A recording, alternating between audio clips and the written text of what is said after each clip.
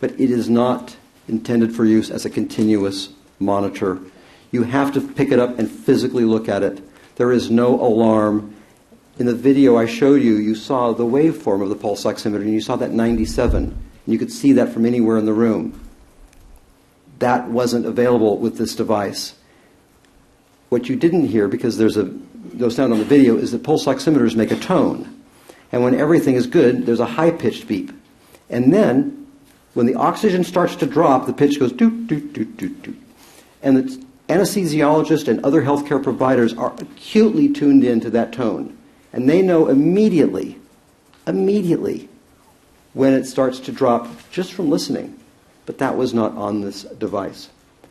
So the only way you could monitor the oxygen in Michael Jackson's blood was to actually pick up the hand and look at the device, which is not amenable to continuous monitoring. It was utterly inappropriate in this case.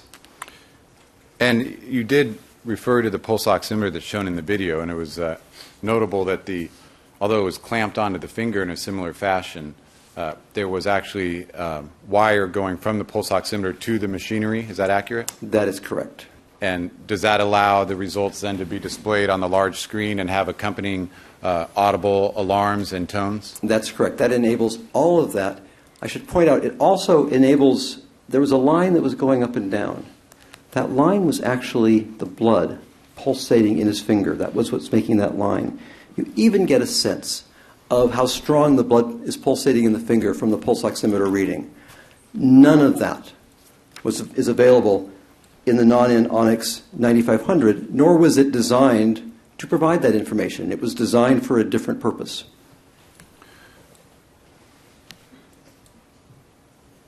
Now, how would the pulse oximeter have operated just prior to Michael Jackson's death? You described that there would have been an airway obstruction. What would you expect to have seen or heard?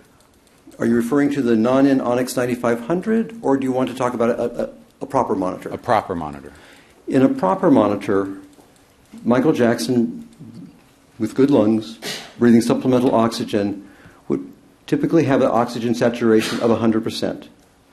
All of his blood is completely saturated with oxygen, 100%. When he stopped breathing and had a respiratory arrest, at that point in time, the oxygen in his lungs is starting to be consumed by the blood that's going through it, but it's not being replaced. So there would be a delay of a few moments because he has a reserve of oxygen in his lungs. And the delay might be as long as 30 or 60 seconds. But then, what would happen is that 100 would start to fall to 97, 92, 88, 80. At the same time, you'd hear that pitch, that doot, doot, doot, doot, doot, doot, doot, doot, doot, doot. It starts to fall, and you hear that instantly, and you know there's a problem. When it reaches a certain set value, I think typically it's 92, but it's adjustable, then alarms start to go off. Alarms to alert you, this patient is in trouble. That would, I would expect, have happened within 2 to 3 minutes, and it makes it impossible to miss the fact that the patient is in serious trouble and requires immediate intervention to return the flow of oxygen to the lungs. That's what would have happened if that device had been present. And if Dr. Murray had been prepared with a proper pulse oximeter with alarm, would you agree that that likely could have saved Michael Jackson's life? That would have saved Michael Jackson's life.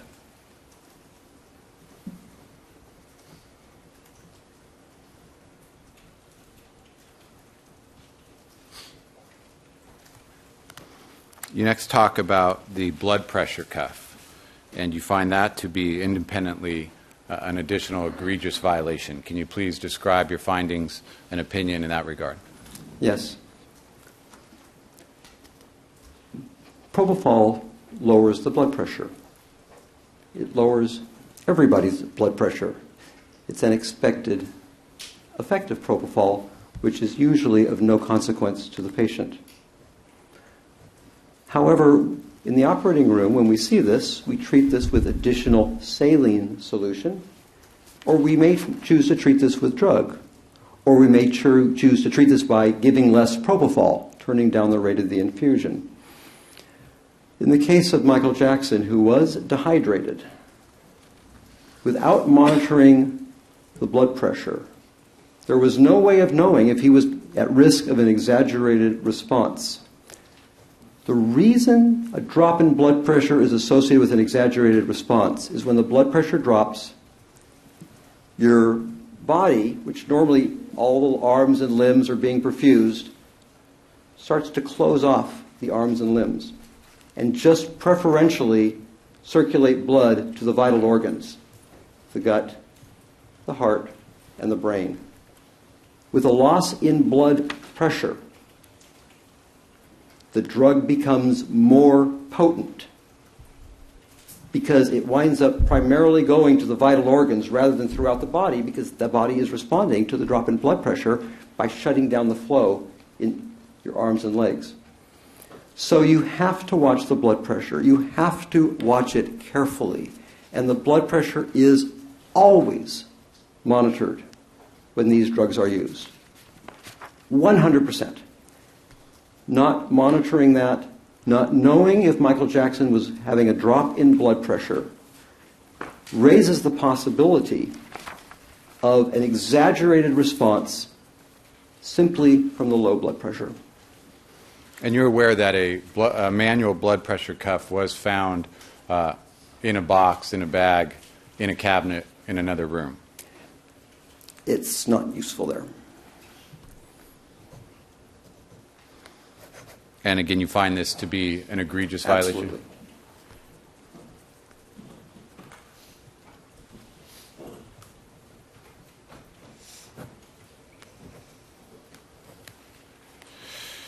Dr. Shafer, you talked about the need to have an electrocardiogram when you administer sedatives such as propofol, and you found that to be, again, another independent egregious violation? Yes. Please describe your findings there. You always monitor the electrocardiogram, which allows you to see two things. It allows you to see what the heart rate is. And the heart rate might go quite high or it might go quite low, but it allows you to monitor it. It also allows you to monitor how the heart is beating. Is it beating with a normal rhythm, or has it started to beat with an abnormal rhythm? This is absolutely routine monitoring. In this case, because we have no electrocardiogram, Dr. Murray can't tell us what the heart was doing at the time of the arrest. That shows why you have to have it. He didn't know how to direct his therapy because he was missing an essential monitor, a monitor of the electrocardiogram to show if the heart was beating. So he didn't know what kind of therapy to institute because the monitor was not in place. And that's why you always monitor the electrocardiogram when you are using intravenous sedatives.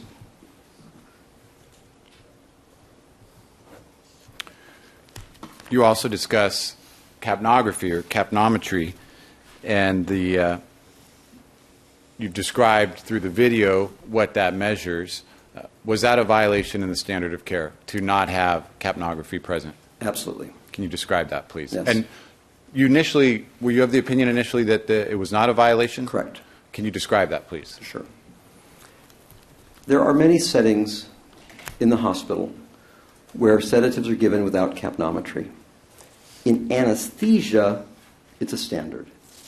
But other specialties often give these drugs without capnometry.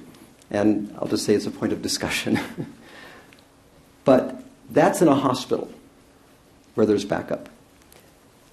So because sedatives are sometimes used without measuring the carbon dioxide, I initially said this is not a violation of the standard of care. In the months since I've written this, I've tried to envision the environment in which this was being used. Again, an environment with no medical backup. An environment in which if there is a problem, there is no emergency equipment, the resuscitation equipment is not there. It's a setup for disaster. Capnometry is your first warning. As you saw on the video, as soon as the patient stopped breathing, there was no longer carbon dioxide. It is the hair trigger warning. In this setting, to not have that hair trigger warning so that you would know right when the breathing stopped that there was a problem is inexcusable. I see that as an egregious violation, and I believe that contributed to the death of Michael Jackson. And you evaluate that based on specifically the setting in which this was taking place? Absolutely. In this setting, that is an egregious violation.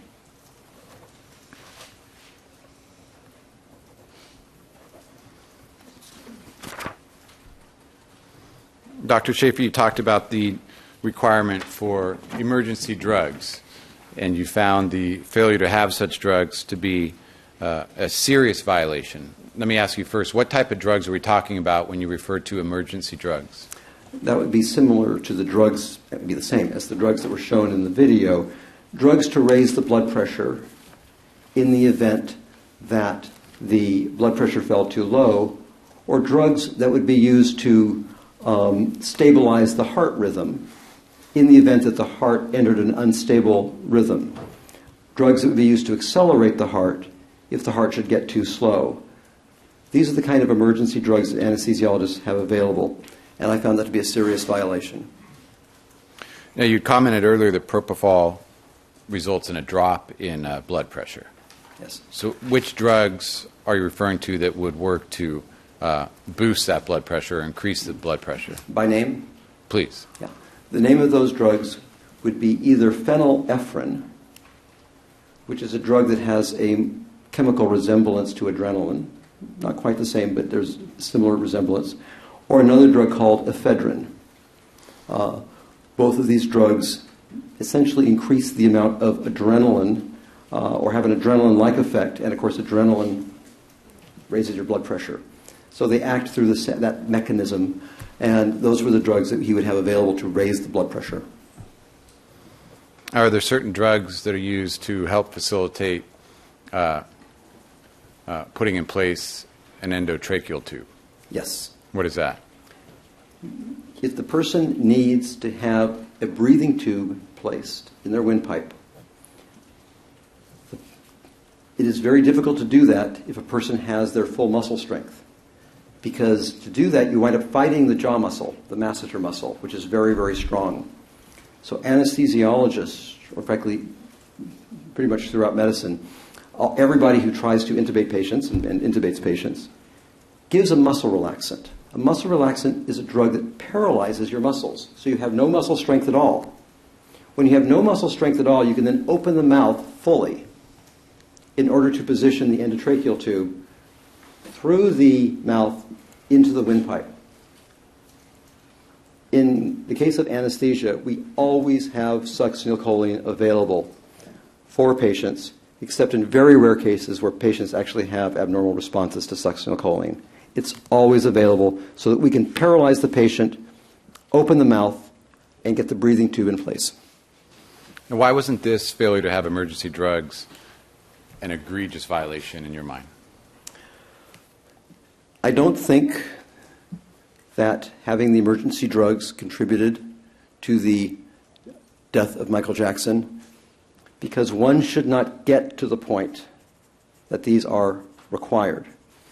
And other than the succinylcholine, one can usually treat what the other drugs are required to for the blood pressure by just giving more intravenous fluid and stopping the administration of propofol. In fact, in all of these things, if the propofol is stopped, it goes away fast enough that these drugs should not have been required. So I felt it was a serious violation. And you're differentiating, again, because of the setting. Is that accurate? Yes, and I'm also differentiating because in the case of Michael Jackson, if you turn off the propofol, he just wakes up. That's different from anesthesia, where you cannot turn off your anesthesia in the middle of surgery. If you turn off your anesthesia in the middle of surgery, the patient wakes up in the middle of surgery, which is obviously unacceptable. So you have to have these alternatives. But in the case of a person who's getting these drugs just to go to sleep, you turn it off and they wake up. It's not a problem. If you're competent to manage it. If you're competent to manage it, yes. Now, in the operating room, if someone's actually undergoing a surgical procedure where they're cut open or something, obviously you don't have the option to just turn off the propofol, correct? That's exactly right. So in the operating room, these drugs are essential because turning off the propofol is not an option. You next talked about charting and documentation, the need to keep records, and you found this to be an egregious violation. Can you please describe that? Yes. As I mentioned during the video, record keeping is not optional. Record keeping is part of the care of the patient.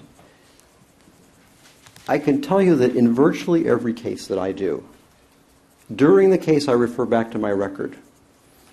The blood pressure seems a little high. Well, how high was it a few minutes ago? The heart's going a little bit faster than I thought.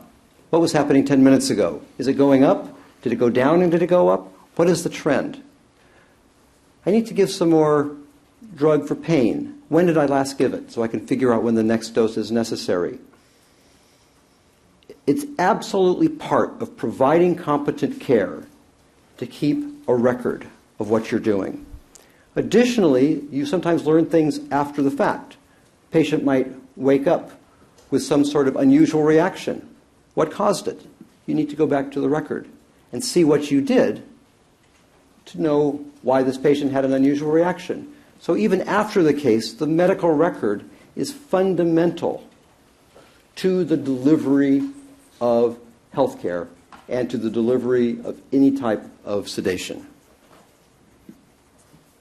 You talk about it being actually a responsibility to the patient. What do you mean by that? This goes beyond that. This, I believe, is an unconscionable violation. Why do I say unconscionable? What does this have to do with ethics?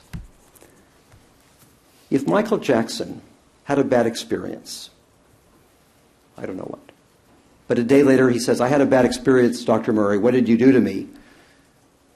He has a right to know what was done to him.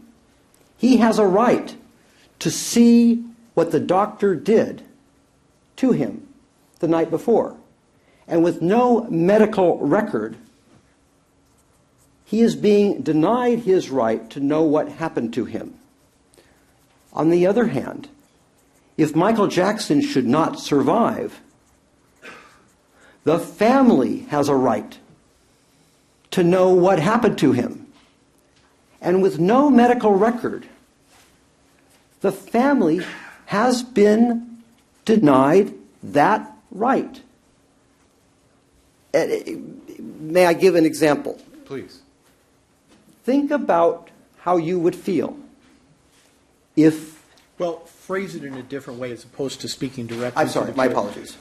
Frame it in a different fashion. The last little comment, starting with think how you would feel, is stricken disregard. Yeah, my apologies, Your Honor. I know how I would feel if my father, my brother, or my son went to a medical facility and was there for 80 days and died. And at the end of 80 days, I said, what happened? He died. And they said, we don't know. We don't have any records of what we did. It is unbelievable that with 80 days of treatment, there is not a single record showing the treatment that happened on any given night. And I know how I would feel in the setting of having a family member die, and I can't be told what they did to my family member. The patient's family has a right, and that right was violated by the lack of records. And that is why this is an unconscionable violation. Lastly, it is a legal violation, I believe. There is a requirement under California state law to keep records. In regard to both the egregious and ethically unconscionable violation regarding these medical records, I want to ask you a follow-up question, and that is, what if the patient says, "Doctor, I don't want you to keep records"? What is the doctor's obligation in that scenario? To keep records. No question. The doctor has to keep records. And who dictates that requirement, that responsibility? The patient or the doctor? That responsibility is dictated by the covenant that exists between the doctor and the patient, that the doctor will put the patient first, and that requires keeping medical records. It is something that all doctors learn, and as mentioned, it's also enshrined in law. There is no basis to say I didn't keep records to protect confidentiality. That's just completely false.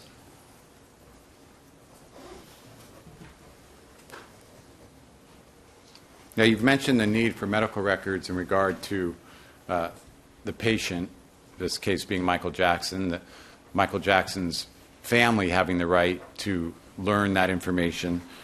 Is it also used for subsequent healthcare providers and things of that nature? Absolutely. Let us... Absolutely is the answer. The other phrase is stricken disregard. You may ask a follow-up, Mr. Waldo. Thank you, Your Honor. You're welcome. In this case, Dr. Shafer, the lack of medical records, that could have been provided to the paramedics or to UCLA, how is that seen, in your point of view, in evaluating the standard of care?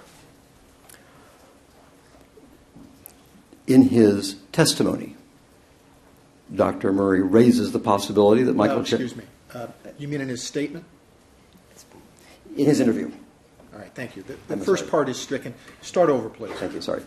In his interview, Dr. Murray makes specific reference to the possibility of possibility of sedative dependency.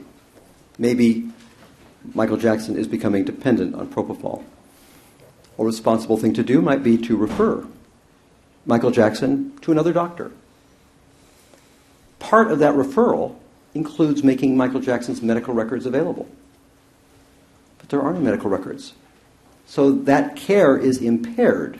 And Dr. Murray's ability to make a referral is impaired because he can provide no documentation. Additionally, the state has the right to inspect medical records because the state licenses doctors and the state is responsible for auditing the care that doctors provide. But there are no medical records. So the lack of medical records, it's such a profound violation. And it's the real-time records. It is it's everything. There's no excuse for it, and the notion that this has anything to do with patient privacy is utterly false.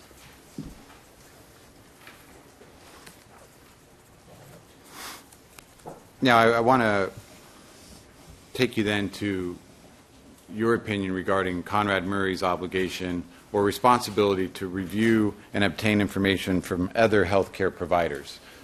You've reviewed Dr. Murray's interview statement? That is correct.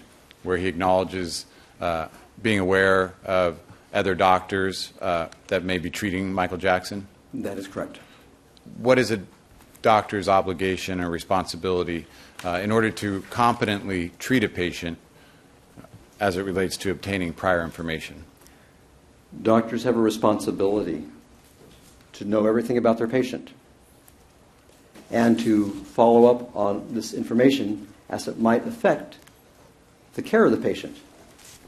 So it's described in Dr. Murray's interview that Michael Jackson had difficult intravenous access because maybe he was getting some sort of treatments. But that was not followed up on. It's hard for me as a physician to imagine